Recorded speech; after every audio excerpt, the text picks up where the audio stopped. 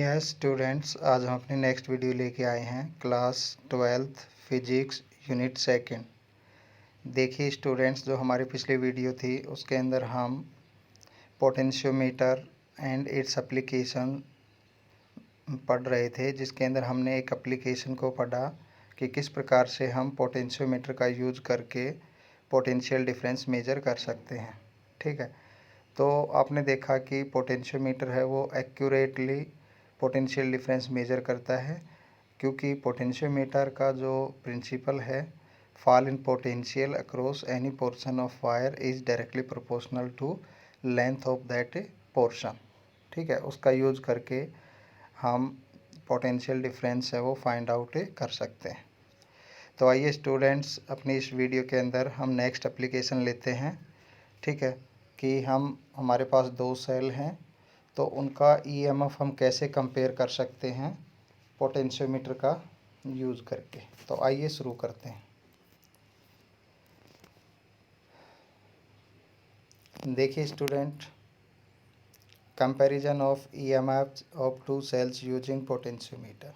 ठीक है, तो यहाँ पे आप देख पा रहे हैं कि ये जो अपना ये अरेंजमेंट है, ये जैसा कि मैं आपको पिछली वीडियो में भी बता चुका हूँ कि ये हमारी ऑक्सिलरी सर्किट कहलाती है, जिसके अंदर एक ये बैटरी, एमीटर, रियोस्टेट और की, चार जो कंपोनेंट्स है ये सीरीज़ में कनेक्ट होते हैं, और ये चारों कलेक्टिवली हमारी ऑक्सिलरी सर्किट कहलाते हैं। ठीक है, तो यहाँ पे जो ऑक्सिलरी सर्किट है ये हमारे पोटेंशियोमीटर से कनेक्ट है। अब हम यहाँ पे देखेंगे पॉइंट ए से, हमारे पास दो सेल हैं। एक सेल है जिसका ईएमएफ E1 है। ठीक है, हम पहले इसको देख लेते हैं।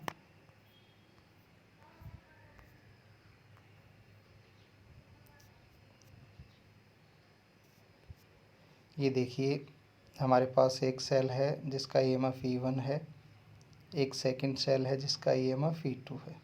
ठीक है, दोनों को टू वेज की से हमने कनेक्ट कर दिया है। ठीक है, उसके बाद टू वेज की को गैल्वेनोमीटर से लगाते हुए हम जोकी से कनेक्ट कर देते हैं। तो यहाँ पे देखिए, जो हमारे पास दो सेल हैं जिनका ईएमएफ E1 और E2, हम इनको कंपेयर करेंगे।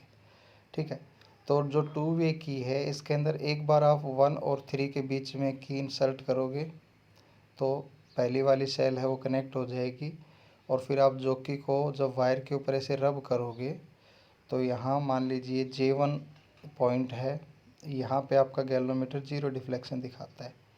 ठीक है, तो जो हमारा इस सेल का ईएमएफ है वो इस लेंथ के डायरेक्टली प्रोपोर्शनल होगा। ठीक है, बिल्कुल यही हम दोबारा रिपीट करेंगे।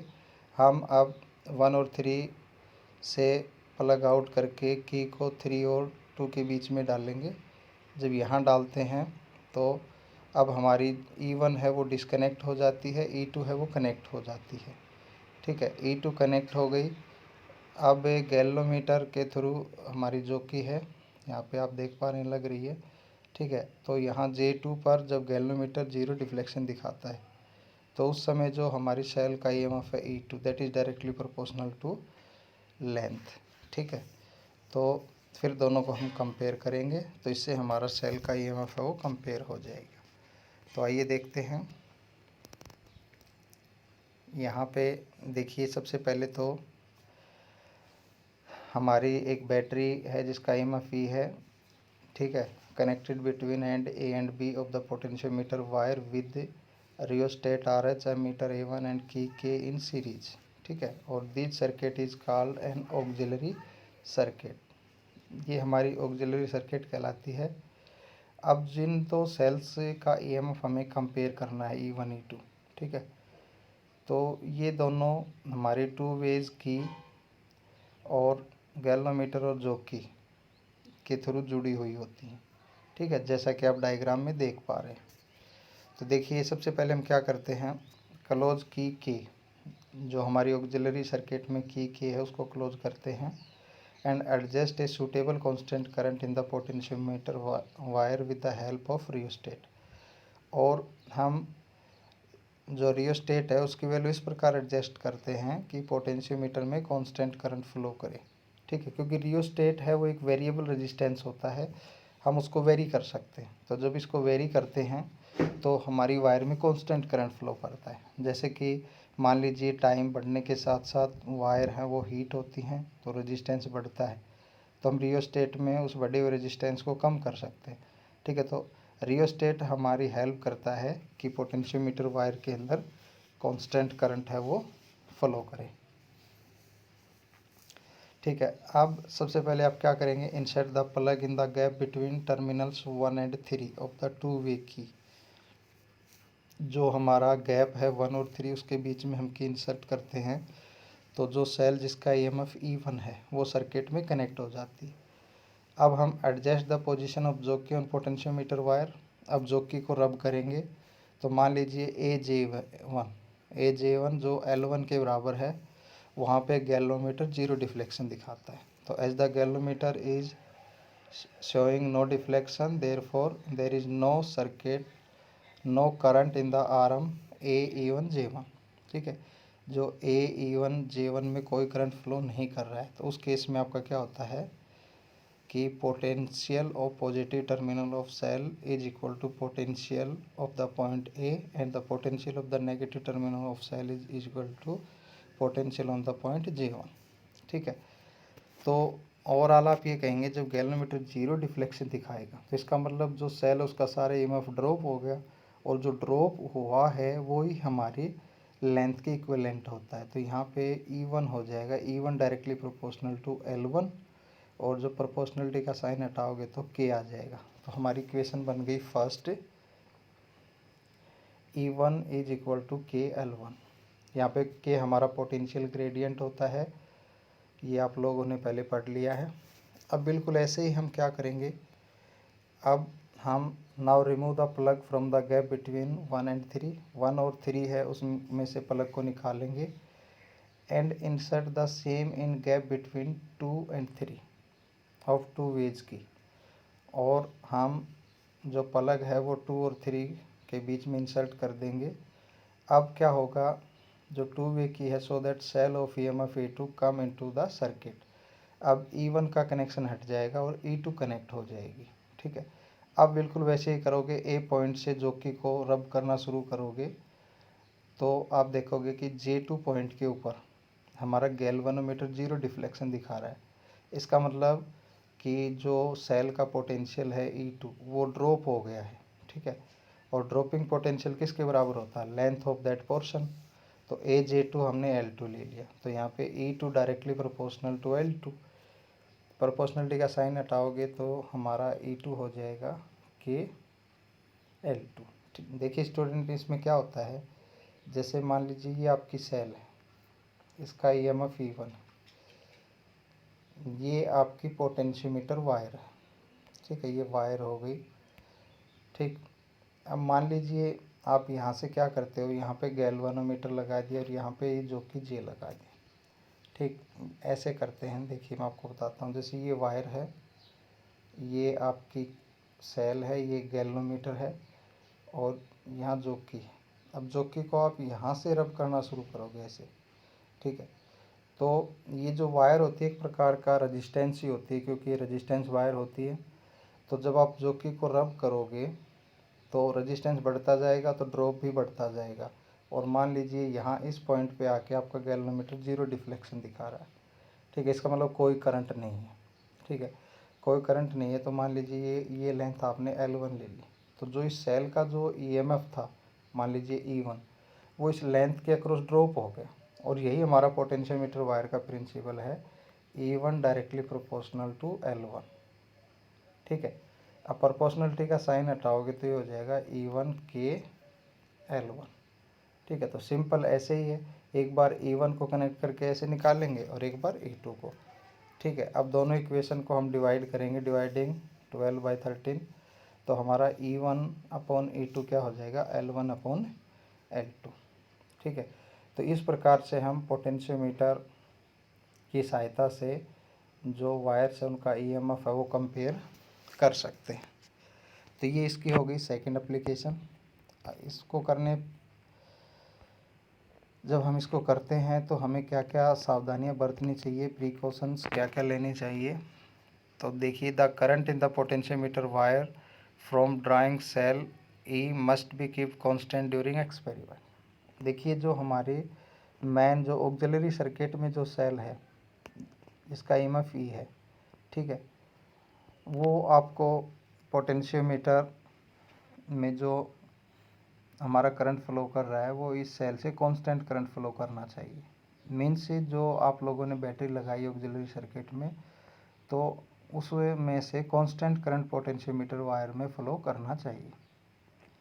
While adjusting the position of jockey on potentiometer wire, the edge of the jockey should not be rubbed on the wire. Otherwise, area of cross section of the wire may not remain uniform and constant. ठीक है, जैसे ही आप जोकी को potentiometer wire पे रब करते हो तो जो उसकी जोकी की एड्ज है उसको ज़्यादा न दबाएं, क्योंकि अगर आप उसको ज़्यादा दबाते हैं तो वायर का एरिया ऑफ क्रॉस सेक्शन है वो कांस्टेंट नहीं रहेगा।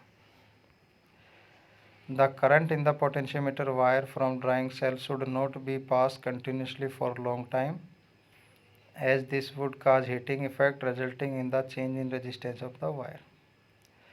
जो पोटेंशियोमीटर वायर में करंट फ्लो कर रहा है, ठीक है, जो हमारी ड्राइविंग सेल है, ठीक है, जो ऑक्सिलरी सर्किट में है, तो वो लगातार फ्लो नहीं करना चाहिए। जैसे आपने कुछ देर के लिए ऑन किया फिर ऑफ कर दीजिए।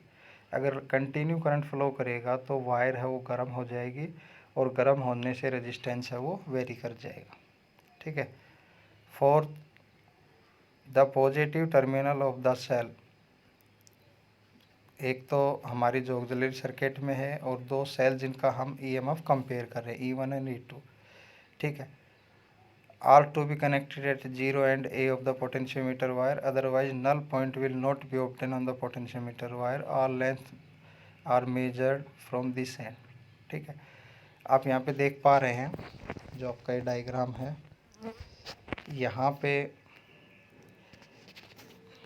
आपकी जो ये ऑक्सिलरी सर्किट में बैटरी जिसका ईएमएफ ई है उसका पॉजिटिव टर्मिनल E1 और E2 का पॉजिटिव टर्मिनल, ये सारे ही पॉइंट ए के ऊपर कनेक्ट होने चाहिए। ठीक है, जैसे ये बैटरी हो गई, दो सेल हो गई, तो इनके पॉजिटिव टर्मिनल एक पॉइंट पे और नेगेटिव है वो एक पर। ठीक है, तो ये हमारे कुछ प्रिकॉशंस थे जिनको जब हम एक्सपेरिमेंट करेंगे, क्योंकि हमारा एक्सपेरिमेंट है +2 के अंदर, तो हम इन प्रिकॉशंस को ध्यान में रख कर हमें अपना एक्सपेरिमेंट है वो परफॉर्म करना पड़ेगा। इसके बाद हम बात करते हैं, देखिए, सेंसिटिवनेस ऑफ पोटेंशियोमीटर। ठीक है, जो सेंसिटिविटी होती है, पोटेंशियोमीटर कितना सेंसिटिव है, वो किस बात से हम या कैसे कहेंगे कि हमारा पोटेंशियोमीटर काफ़ी सेंसिटिव है।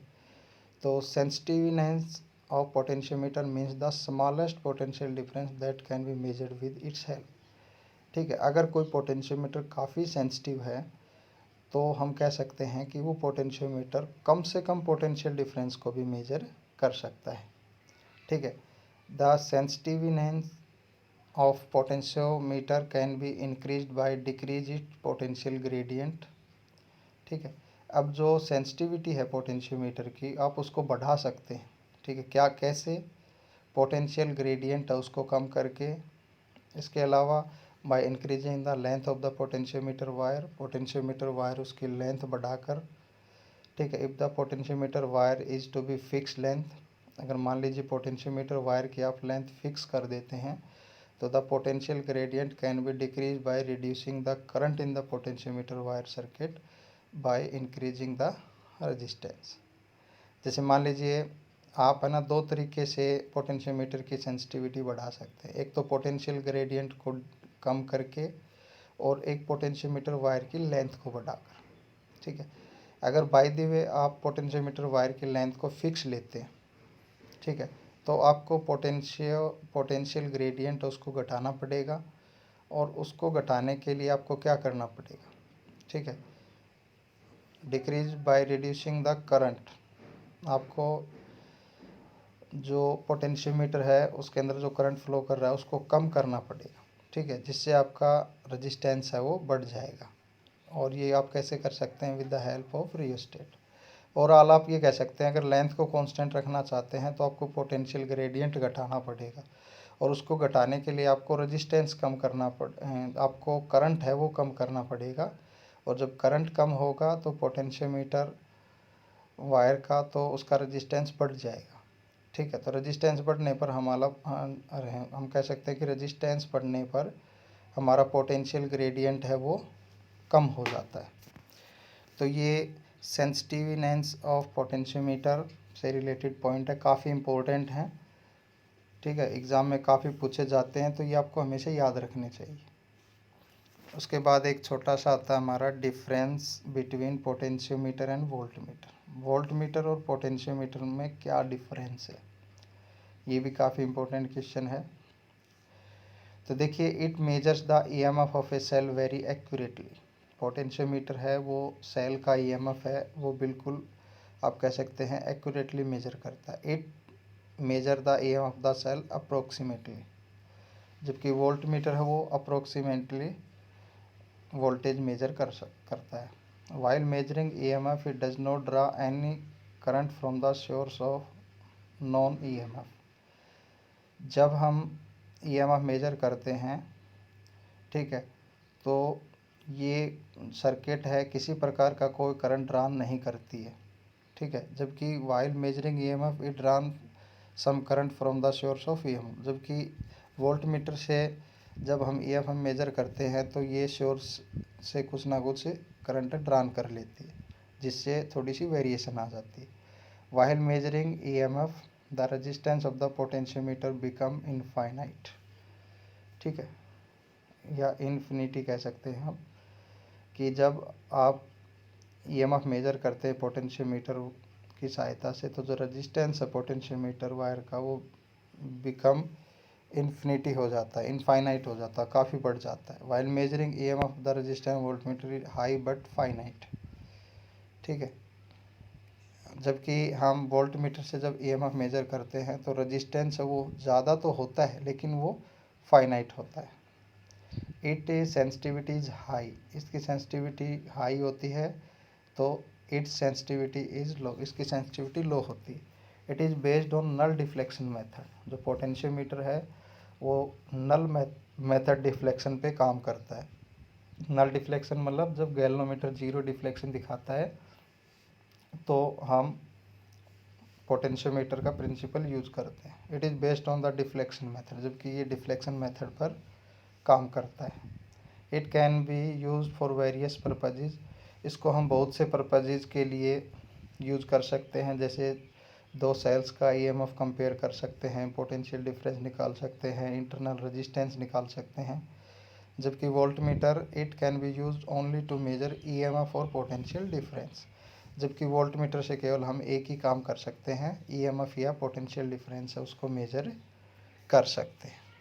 तो स्टूडेंट काफ़ी इम्पोर्टेंट पॉइंट थे ये हमारे, ये डिफरेंस के पॉइंट थे, ये हमारी सेंसिटिवनेस ऑफ पोटेंशियोमीटर थी और ये हमारी एप्लीकेशन थी। ठीक है, तो हमारी सेकंड एप्लीकेशन है ये कंप्लीट हो गई है। मैंने आपको शुरू में भी बताया था कि जब भी आप एप्लीकेशन करते हो तो आप लोगों को सर्किट डायग्राम अच्छे से बनाना आना चाहिए और ये कैसे वर्क करता है वो चीज़ आनी चाहिए, क्योंकि ये कम्प्लीटली आपके पेपर में आता है। तो सबसे पहले आप डायग्राम बनाओगे, फिर उसकी कंस्ट्रक्शन लिखोगे और कंस्ट्रक्शन लिखने के बाद आप लोग जो इसका फार्मूला ड्राइव करोगे, ठीक है, जिस फार्मूले की मदद से हम पोटेंशियल डिफरेंस मेजर करेंगे या ईएमएफ कंपेयर करेंगे या इंटरनल रेजिस्टेंस है वो फाइंड आउट करेंगे। ठीक है, तो आप कह सकते हैं कि एप्लीकेशन जो 3 पार्ट में डिवाइड है, एक तो कंस्ट्रक्शन पार्ट, ठीक है, एक आपका वर्किंग पार्ट और एक मैथमेटिकल पार्ट। तो तीनों को आप करोगे तो एप्लीकेशन आप अच्छे से कर पाओगे। तो आज के लिए स्टूडेंट इतना ही।